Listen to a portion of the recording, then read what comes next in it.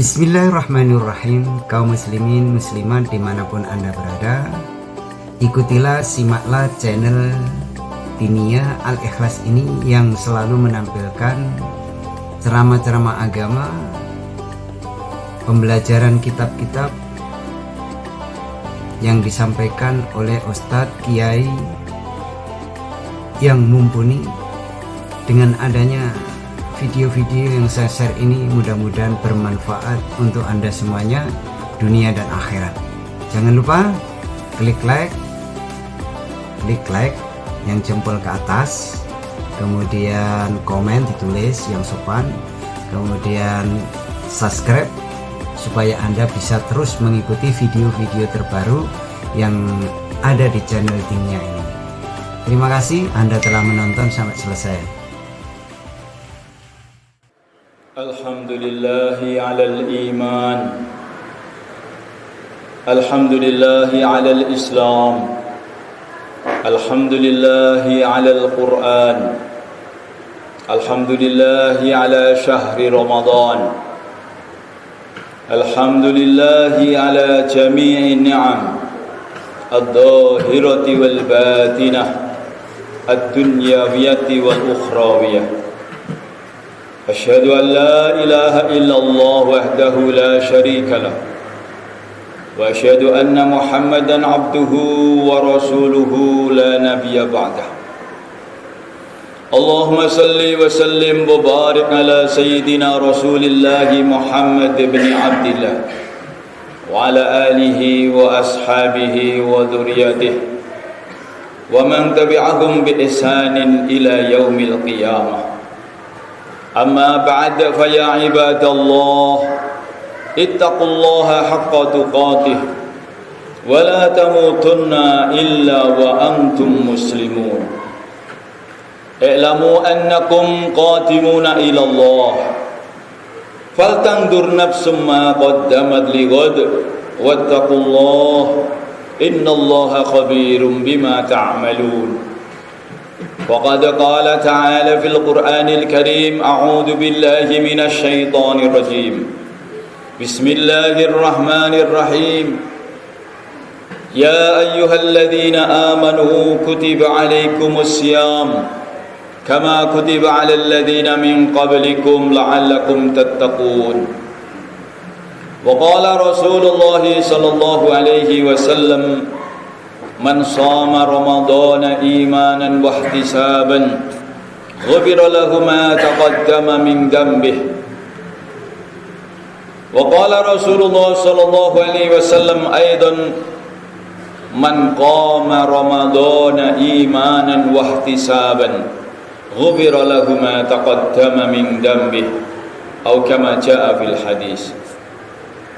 Ma'asyiral muslimin rahimakumullah, jamaah Jum'ah yang berbahagia.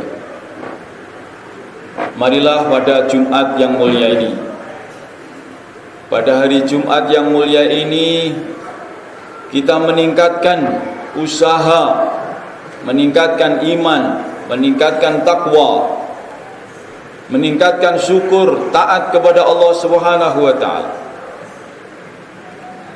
Sehingga semakin hari semakin tambah umur kita, semakin tambah taat kita kepada Allah. Semakin tambah umur kita, semakin tambah syukur kita kepada Allah. Karena yang jelas semakin tambah umur kita, semakin tambah dekat kita dengan kubur kita masing-masing. Ma'asyiral muslimin rahimakumullah. Dalam satu riwayat disabdakan bahwasanya man dakhalal qabra bila zatin kaman rakibal bahra bila safinatin. Barang siapa yang masuk kubur, maknanya mati. Dan kita tahu semua kita, tidak ada satu orang pun di antara kita, yang kaya, yang miskin, yang tua, yang muda, yang pintar, yang bodoh, yang siap atau tidak siap, yang taat atau ahli maksiat, maka dipastikan cepat atau lambat dia akan masuk ke dalam kubur atau mati. Sesuai dengan keputusan Allah Subhanahu wa taala, kullu nafsin dha'iqatul maut, setiap manusia pasti mati.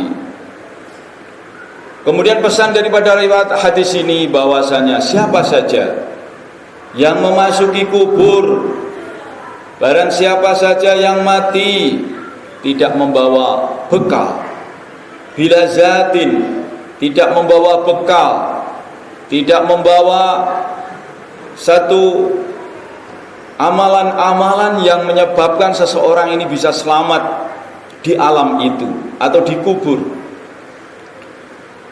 Kaman raqibal bahra bila safinatin, maka itu seperti orang yang menyeberang lautan tetapi tidak punya perahu. Bagaimana seseorang menyeberang lautan tidak mempunyai perahu? Kita tidak bisa membayangkan kecelakaan, kesengsaraan yang akan dihadapi orang ini. Begitulah kita, keadaan kita hadirin. Semua kita akan menuju ke dalam kubur. Maka bagaimana kita usaha siang, malam, pagi, sore, setiap saat untuk mencari, untuk mempersiapkan diri, perbekalan kita untuk menghadap kepada Allah, untuk memasuki alam yang setelah alam dunia ini. Karena kita kadang-kadang lupa perkara ini hadirin. Sebagaimana kita dulu pernah di alam kandungan, tetapi di alam kandungan ini kita sudah disediakan oleh Allah SWT perabot, peralatan-peralatan atau anggota tubuh atau tubuh itu sendiri yang untuk dipersiapkan kehidupan kita setelah alam kandungan itu. Seperti bagaimana Allah Subhanahu wa taala menyiapkan konstruksi tubuh kita di alam kandungan. Di sana kita sudah disiapkan itu, kedua mata, kedua telinga, kedua kaki, kedua tangan, dikasih mulut. Walaupun ini semua sebetulnya sama sekali tidak dipergunakan di alam kandungan, sama sekali tidak digunakan di alam kandungan.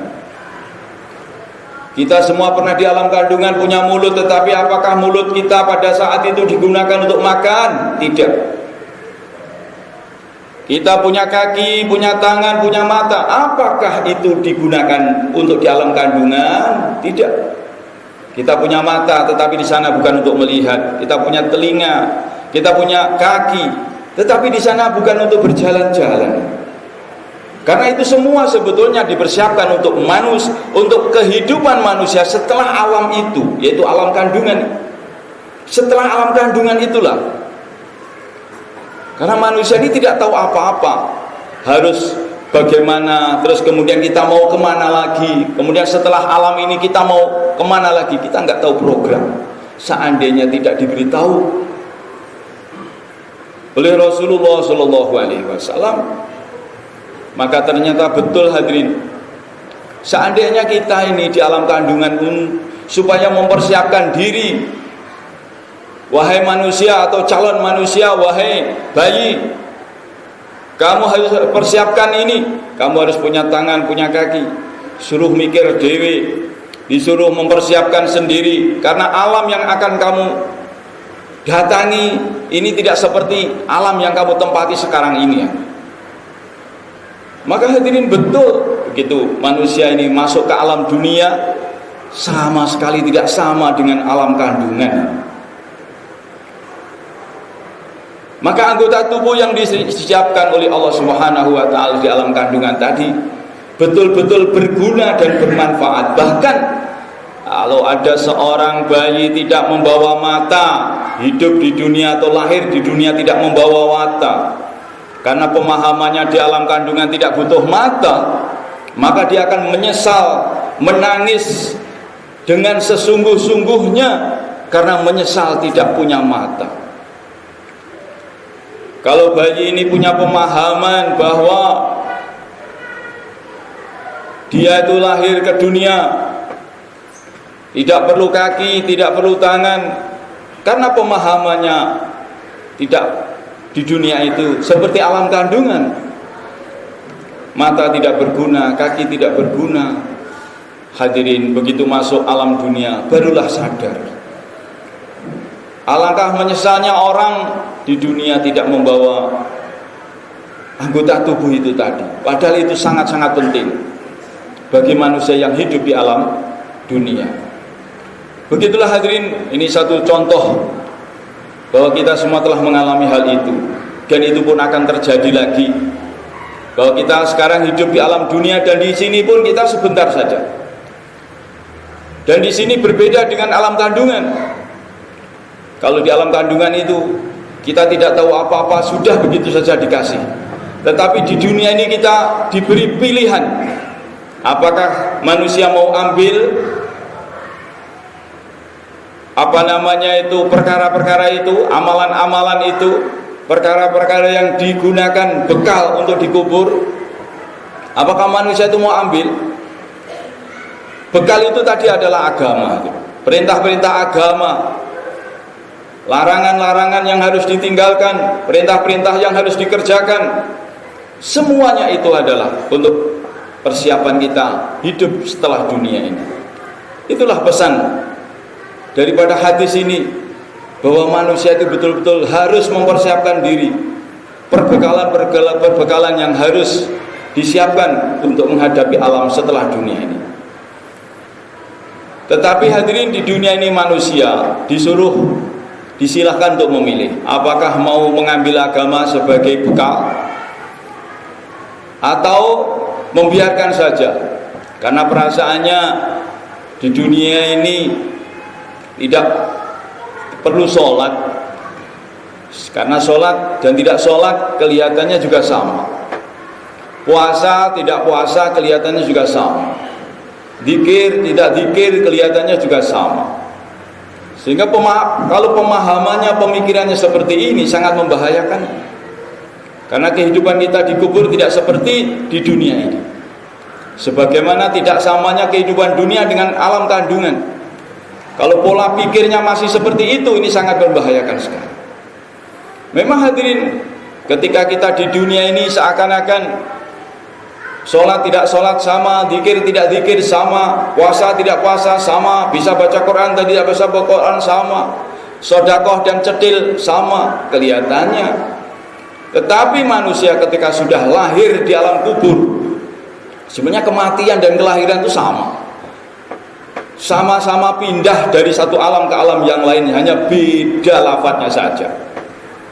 Cuma lahir ini adalah perpindahan dari alam kandungan ke alam dunia. Tapi kalau kematian kan sebenarnya juga sama, perpindahan, sama-sama berpindah. Kalau kematian, perpindahan dari alam dunia ke alam kubur. Maka hadirin, sangat-sangat terkejut, wa badalahum ma kanu yaksibun. Terkejut sekali kalau orang-orang yang pemahaman dan pemikirannya seperti tadi, bahwa sholat di dunia itu kelihatannya tidak sholat dan sholat sama, maka akan menyesal sekali.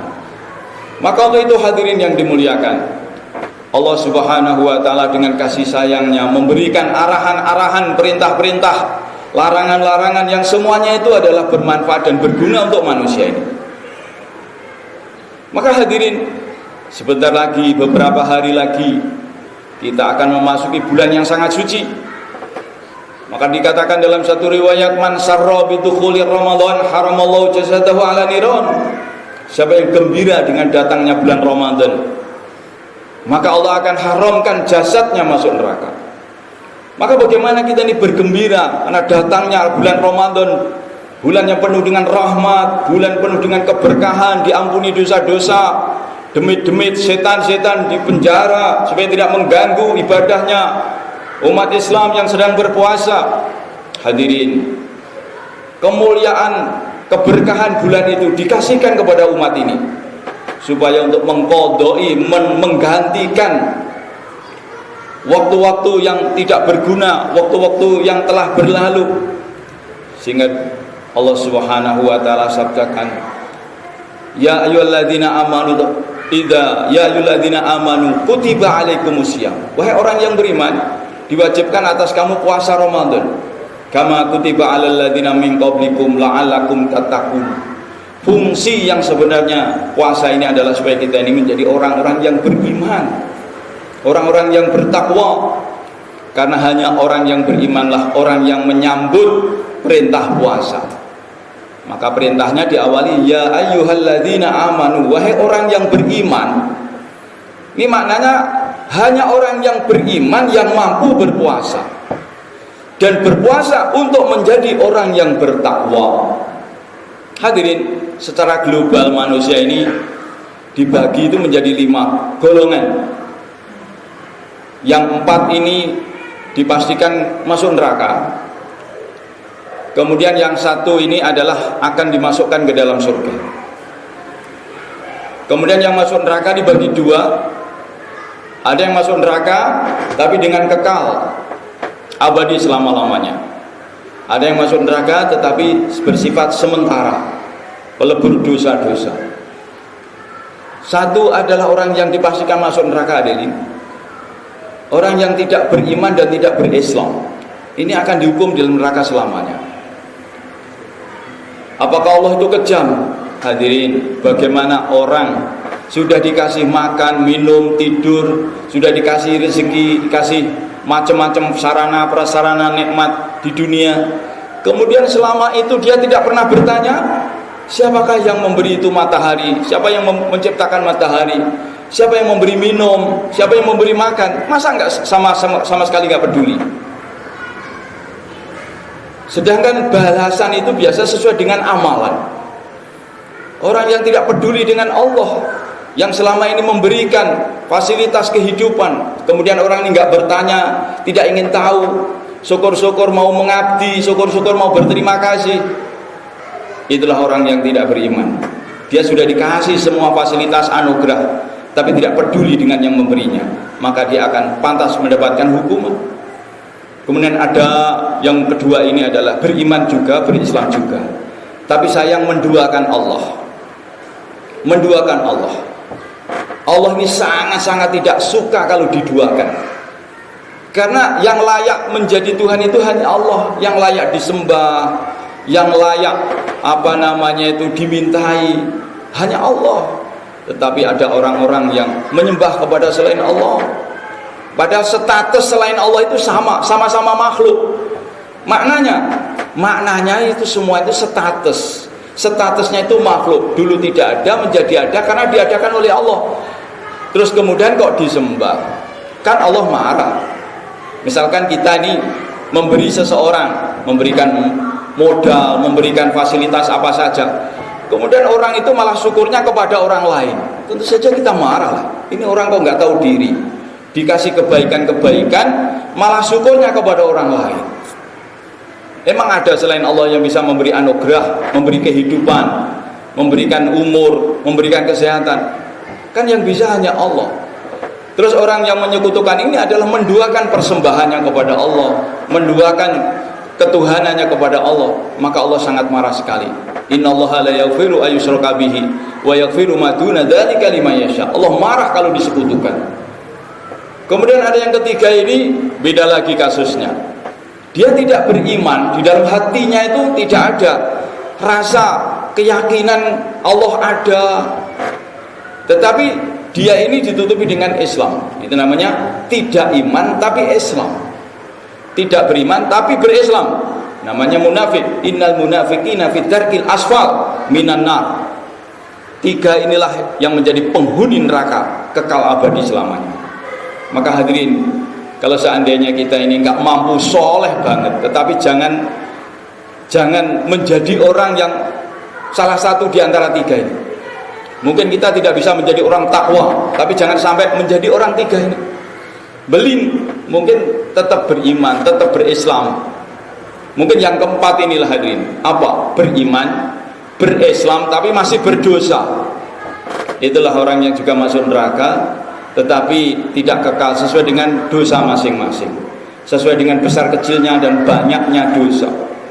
Kemudian siapa yang mendapatkan keberuntungan yang besar, yaitu beriman, berislam, dan bertakwa.